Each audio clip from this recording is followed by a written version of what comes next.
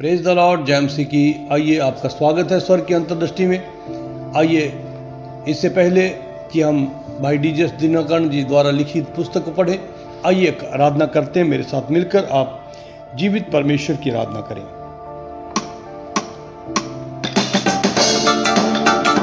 या रब तू मेरी पनाह है, सो तू है मेरी जान।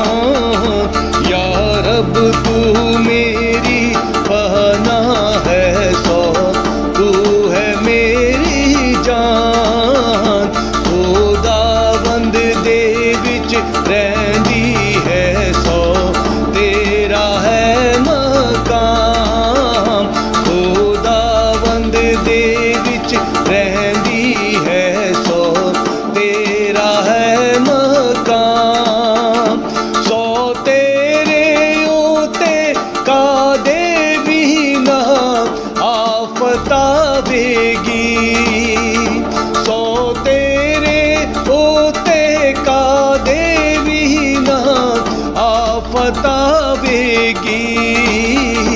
कपाली तेरे डेरे बिच ना कादे जावेगी। कपाली तेरे डेरे बिच ना कादे जावेगी। या रब तू मेरी पनाह है, सो तू है मेरी जान।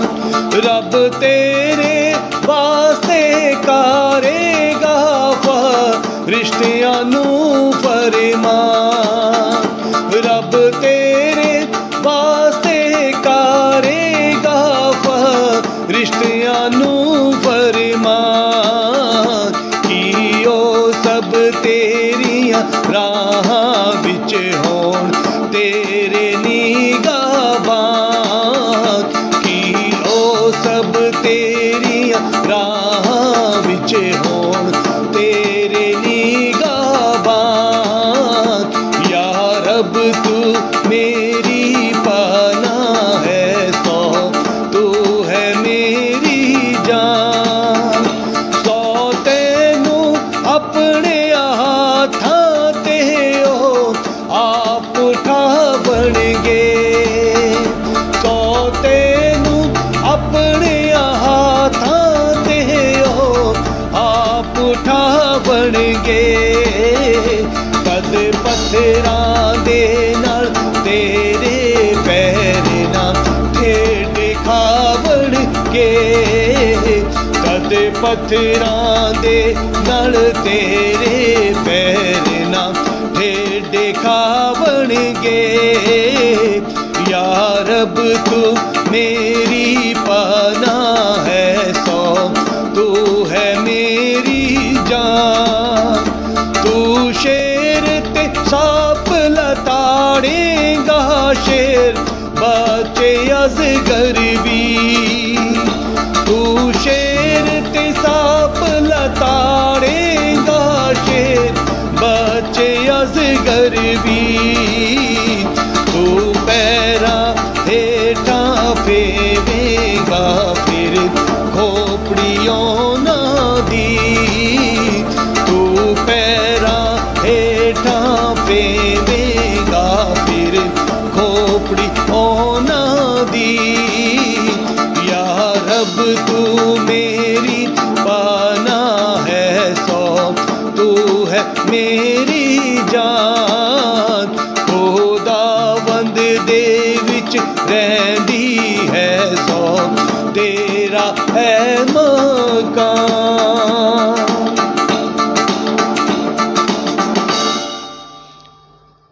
आओ परमेश्वर के दास भाई डीजे दिनकरण जी द्वारा लिखित पुस्तक को पढ़ते हैं।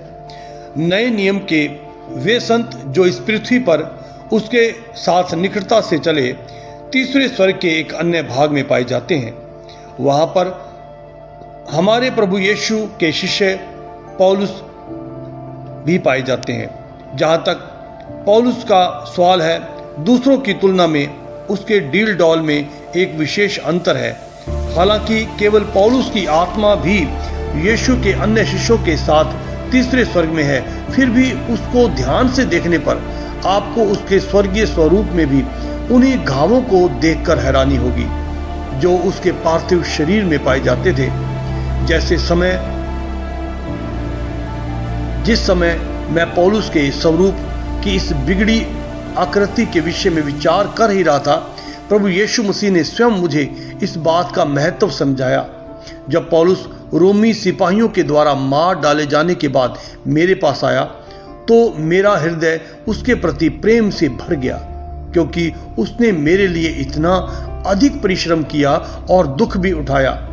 मैं उसके अवर्णनीय दुखों को मेरी नज़र से ओझल नहीं करना चाहता था जो उसने पृथ्वी पर मेरे कारण उठाए।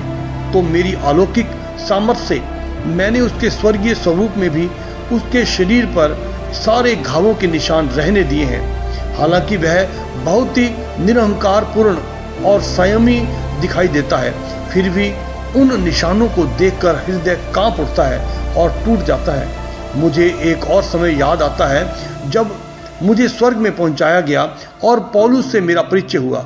वह बोलने लगा और मैं सुनता रहा। उसने निम्नलिखित बातें कही। मैं पौलुस संसार भर में अपनी जवानी में सबसे घमंडी व्यक्ति था। इसका कारण यह था कि मैंने गमलीएल के द्वारा व्यवस्था का अध्ययन किया था, जो एक सुप्रसिद्ध फरीसी और व्यवस्था का शिक्षक था। मुझे केवल व्यवस्था और नियमों का ज्ञान था और मैं यह सोचता था कि मैंने संसार भर का ज्ञान प्राप्त कर लिया है। जब प्रभु यीशु के विषय में दी गई शिक्षा मेरे कानों तक पहुंची तो मैं उसे ग्रहण नहीं कर सका। मैं बहुत क्रोधित हुआ। मैं सोचता था कि मैं एक सच्चा यहूदी, एक इब्रानी, एक फरीसी था जिसका 8वें दिन खतना कराया गया था और बिन्यामीन के गोत्र का सदस्य था, तो मैं उन्हें नष्ट करने में जुट गया। मैंने उन्हें बहुत सताया ताकि वे प्रभु यीशु के नाम की निंदा करें। उनमें से कुछ मेरे द्वारा मार डाले गए। मैं ऐसे ही एक मिशन कार्य पर जा रहा था जब स्वर्ग से मुझे एक दर्शन प्राप्त हुआ। स्वर्ग से एक बहुत तेज ज्योति मुझ पर चमकी। मुझे नहीं मालूम था कि मैं कहाँ हूँ। प्रभु की आवाज़ को सुनकर मेरा सिर चकरा गया। वह आवाज़ प्रेम से परिपूर्ण थी। मेरे पूरे जीवन में मैंने ऐसी प्रेमपूर्ण आवाज़ नहीं सुनी थी। तो जब उस आवाज़ ने कहा, हे शाऊल, तू मुझे क्यों सताता है? उस आवाज़ में भरी वेदना ने मेरे पत्थर जैसे हृदय को पिघला दिया। मैं वास्तव में यह जानने के लिए उत्सुक था कि यह स्वर्गीय व्यक्ति कौन था। इसलिए मैंने उससे कहा, हे प्रभु, तू कौन है? जब उस आवाज़ ने उत्तर दिया, मैं यीशु हूँ जिसे तू सताता है, तो मेरा हृदय टूट गया। मैं फूट फूट कर रोने लगा। मैं अपने हृदय में घायल हो गया कि यही परमेश्वर का पुत्र मसीह था और जो आने वाला मसीहा था। यीशु तो अपने आप ही मैं सब जगह सब लोगों को बताने लगा। यीशु ही परमेश्वर का पुत्र और आने वाला मसीहा है। मैं पूरी तरह निश्चित हो गया था कि कोई दूसरा व्यक्ति इस प्रकार के प्रेम का साकार रूप नहीं हो सकता। उस दिन से यीशु मेरे लिए सब कुछ बन गया। वही मेरा जीवन। बाकी सारे प्रेरित विवाहित थे, किंतु प्रभु के प्रति मेरी भक्ति संपूर्ण और इतनी तीव्र थी कि मुझे कभी भी विवाह करने और पारिवारिक जीवन व्यतीत करने का विचार नहीं आया। जीवन में मेरी यही एक धुन थी कि सारे संसार को उसकी आज्ञा अनुसार परमेश्वर के अनुग्रह के सुसमाचार को सुनाऊं। मसीह यीशु पापियों का उद्धार करने के लिए संसार में आया, जिनमें सबसे बड़ा मैं हूं। मेरे लिए सताव कुछ महत्व नहीं रखता था। मैंने कुरिन्थियों को मेरे द्वारा लिखे पत्र में अपने सतावों का वर्णन किया। जब मुझे मारने के लिए मुझे पत्थरबाह किया गया तो मुझे इसने किसी प्रकार से पीड़ित या प्रभावित नहीं किया, क्योंकि मेरे मन में यह विचार घूम रहा था, इन कठोर हृदय वाले अविश्वासी लोगों तक यह सुसमाचार कैसे पहुंचाया जाए। तो मुझे बिल्कुल दर्द महसूस नहीं हुआ। जब मेरा जहाज टूट गया और मैं तूफानी लहरों में तैर रहा था तो मैं सारे समय यही सोच रहा था, जब मैं किनारे पर पहुंच जाऊंगा तो सुसमाचार का फैलाने के लिए और क्या कर सकूंगा। इसलिए मुझे अकेलापन महसूस नहीं हुआ। ते द्वीप पर था और एक जहरीला सांप मेरे हाथ पर लिपट गया था, तो मैंने सांप को आग में झटक दिया और केवल यही सोचता रहा कि इस दूरस्थ द्वीप पर रहने वाले लोगों तक सुसमाचार कैसे सुनाया जाए, क्योंकि हो सकता है कि मुझे फिर से इन्हें प्रचार करने का अवसर ही ना मिले। क्या मैंने नहीं कहा, इनमें से कोई भी चीज मेरे लिए महत्व नहीं रखती। तुझे भी ऐसा ही व्यक्ति होना चाहिए, किसी अन्य विचार से तुझे परेशान नहीं होना चाहिए। जब मैं रोम में था, मुझे मृत्यु दंड दिया जा चुका था, फिर भी मैं वहां से भी सुसमाचार प्रचार करने के लिए हर संभव प्रयास करता रहा। उस समय मैंने तीमुथियुस को सारे निर्देश दिए कि मेरी मृत्यु के बाद सुसमाचार प्रचार की तथा कलीसिया चलाने की सेवकाई कैसे चलाई जाए। मैं किसी भी क्षण इस संसार से कूच करने के लिए तैयार था।